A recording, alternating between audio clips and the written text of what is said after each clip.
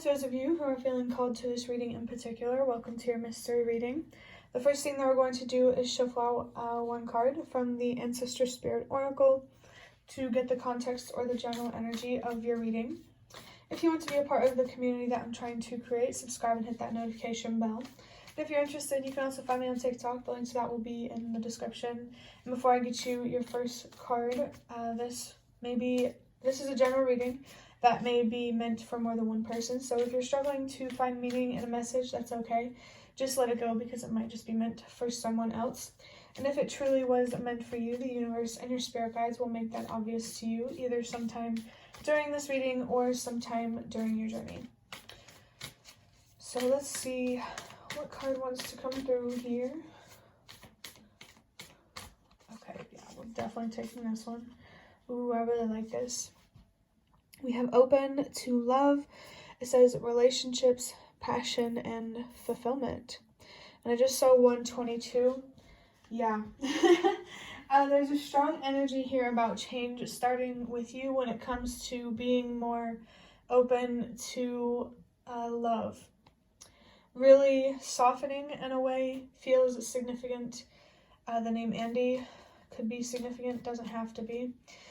But with open to love here, I really feel here that being more vulnerable, you're definitely going to, people are definitely going to be looking in your direction. But there's something here that you can teach others about being vulnerable and how that's still a strength. I mean, if you think about it, being vulnerable does, it's scary. And it's scary because, you could get hurt mentally, physically, whatever. And, not being willing to put yourself in that position to potentially get hurt. There's definitely something here about having strength in terms of believing in yourself and really, really trusting yourself. You're really being called here to recognize your true strength, that you can handle any kind of loss. That, it's just important for you to be willing to change your mind, to change your perspective, and to honestly really understand yourself. I think learning to be more vulnerable and more open to love, it really has something to teach you. But to first really be open to love from others, wow, this hits deep. You first have to be open to, being loving towards yourself. And I saw 333. I really don't think you understand how much you could grow and expand by loving yourself unconditionally. 345, trust that everything happens for a reason. I think you're being called here to be more vulnerable for a reason. And that's why, it's really important for you to really step into your self-confidence. So that way, even though you're vulnerable, you're still able to protect yourself should you lose anything or anything like that. I definitely felt something here about, to be open to love, you first have to be open to hate.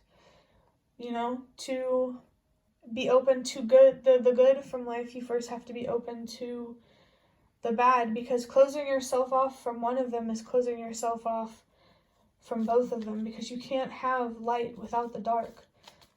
Do you know what I'm saying? And I saw 432, definitely trust that everything happens for a reason. I really do feel like you're more passionate. Fiery energy is very significant here, especially with seeing 444. I think you're going to find a stronger sense of stability and security by really tapping into this fiery, passionate energy and using this energy to work for you rather than against you. I really feel here there's something about redirecting your passionate energy in a more constructive way rather than destructive.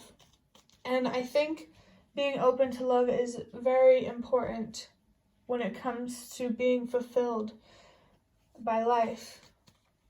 And like I said, with being, to be open to love, you have to be open to hate. Like, there's something here about vulnerability that's very significant. And you need to believe in yourself to handle both light and dark energies, within yourself or in this physical reality. I saw 543.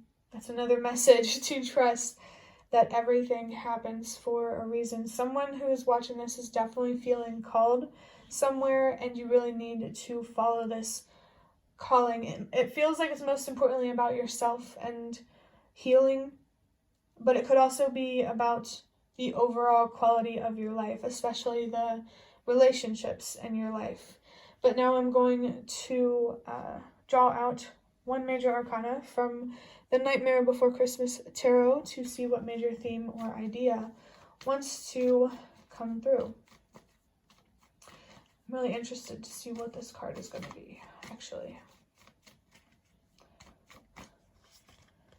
We have the Magician. I'm not even surprised because, like, whenever I record like 4 readings in a day, and they all connect in some way. So there's definitely a very magical, mystical, if you will, type of energy here.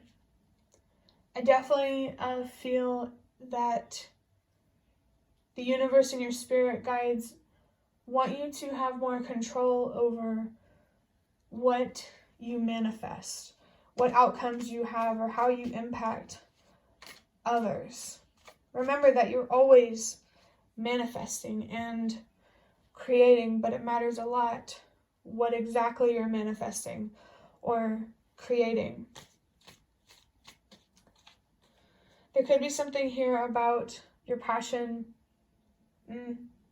I don't know. It's hard to describe, but I think being more open to love, or, being more open to hate. And I also want to say that, being open to hate, it's not saying that hate is okay. It's saying I accept that I can't control this and I'm not going to let this drag me down.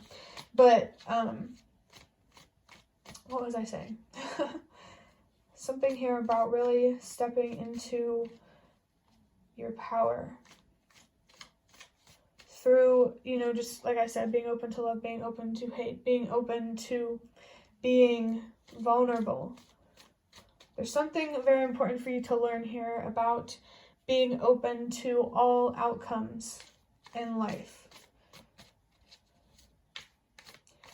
Closing yourself off from the darkness, especially within yourself, is closing yourself off from the light within yourself. So I definitely feel that there is some sort of like the moon kind of energy where you're trying to work through the darkness within you and to balance the light and the dark within you. Yin and yang could be a significant symbol for someone.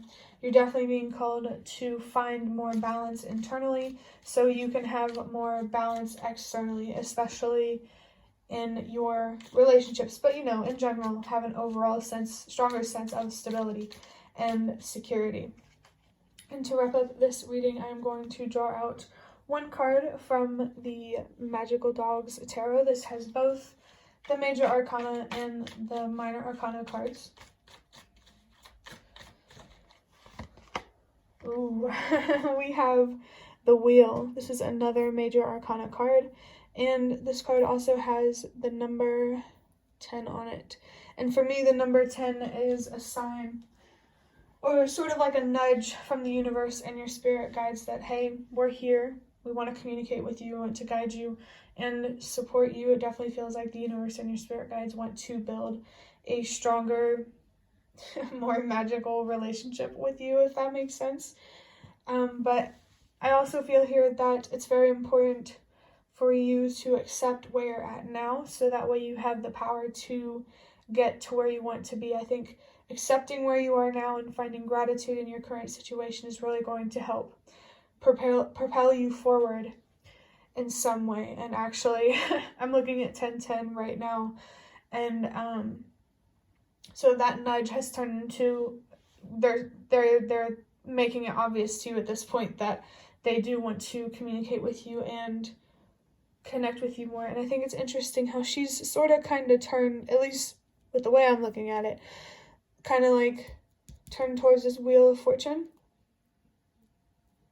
This is interesting because, like, I'm thinking of the Big Bang Theory when Penny and someone else was talking about, I think Sheldon was trying to record his flag thing, and Penny was saying something about how the way he was sitting, being more open to the audience, because Penny was an actor, but I feel like this is kind of the stance she's doing, the way she's standing. She is open to being patient, to accepting things for what they are. And I also feel here that through accepting things for what they are now, you're going to be able to have a lot more control over your karma and the outcomes in your life and that sort of thing.